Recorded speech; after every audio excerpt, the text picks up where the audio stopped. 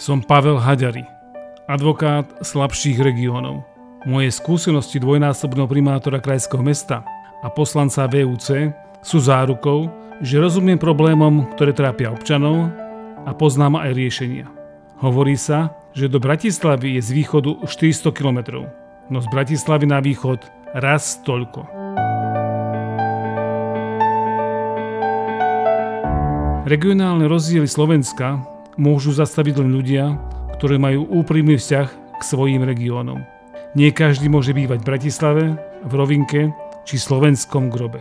Pritom na východe sú vedľa seba druhé a tretie najväčšie slovenské mestá Košice a Prešov.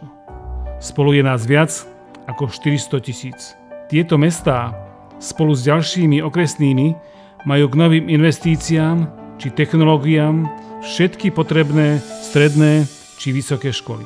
Zaslúžime si dôstojné zastúpenie regiónov, aby ľudia odtiaľ neodchádzali, aby sa naši študenti vracali domov. Aj ľudia na východe majú právo na dôstojný život. Prešov a Košice sú spolu tak veľké ako Bratislava a ako voľné súmestie majú na to, aby sa stali druhým silným ekonomickým, spoločenským či kultúrnym centrom Slovenska. Je najvyšší čas porozmýšľať, či napríklad Ministerstvo pre regionálny rozvoj, prípadne Ministerstvo práce a sociálnych vecí nemá byť tam, kde to ľudia potrebujú najviac, na východe. Parlament nie je cirkus. Majú v ňom sedieť odborníci a nie pofiderné či obskúrne postavičky. Prichádzam s pokorou a prosbou o váš hlas. Ponúkam odbornosť a slušnosť.